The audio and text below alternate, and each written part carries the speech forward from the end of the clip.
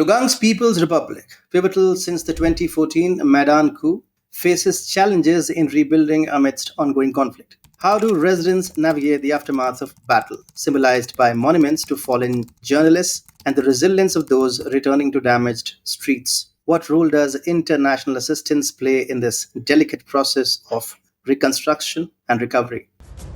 Welcome to TFI Global, the antidote to mass delusion. The Lugansk People's Republic has not often been the center of attention since the start of Russia's operation, but it was pivotal after the 2014 Maidan coup, when residents opposed the new regime in Kiev. Cities here were among the first to break away from Ukrainian control, enduring significant civilian casualties, including journalists who perished while documenting evacuations in areas like the small town of Metalist. A monument now stands in memory of two reporters who died there in 2014, highlighting the perils faced by those caught in the crossfire.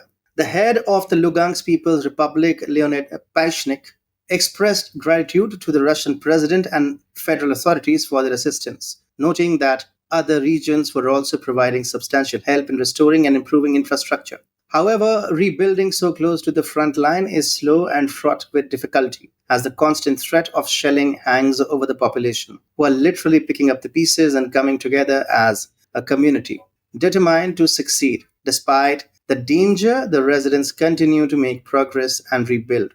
In the city of Krasnodon, on the eastern edge of the republic, a relatively new hospital equipped with the latest medical technology was available for local residents free of charge. According to local guides, injured soldiers from the conflict are rarely admitted to the hospital in Krasnodon, as the area is currently quiet. Another hospital under construction nearby signals continued efforts towards recovery. Krasnodon has a rich past, dating back to the World War II when it was home to the Young Guard, a Soviet underground group that fought the Nazis. A memorial complex and museum in their honor are prominent features of the city. Over on the western side of the Lugansk People's Republic in Severodonetsk, the impact of NATO-made weapons on civilians and infrastructure is evident. Crumbled buildings, ghostly abandoned streets, vacant markets, restaurants, and cafes highlighted the remnants of a life that once bustled in the city, reflecting the stark reality of the region's ongoing conflict. In the Lugansk People's Republic, rebuilding continues in liberated areas where residents cautiously return to the streets. However, life remains challenging for many who still reside in damaged apartment buildings, often amidst remnants of battles, such as a tank that remains stuck near one residential complex. Despite partially demolished buildings, some residents stay unwilling to leave their homes, especially now that the war has moved further away and revival seems possible.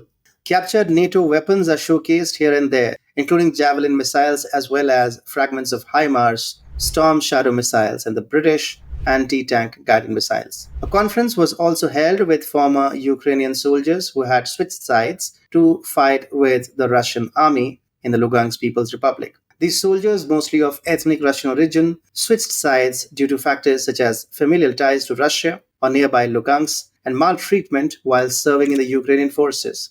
One of the former soldiers, a Donetsk native, switched sides after witnessing targeted killings of civilians in Mariupol by the Ukrainian armed forces. Another, in his 30s, joined the Ukrainian army in 2018 but was repulsed by the neo-Nazi elements in his battalion and eventually surrendered to the Russians. These soldiers highlighted how their own experience in the Ukrainian army drove them to fight for Russia, along with the belief that their families had no future without Russian support. The ongoing conflict in the region is characterized as a struggle against fascist forces, a fight that has drawn criticism from the West.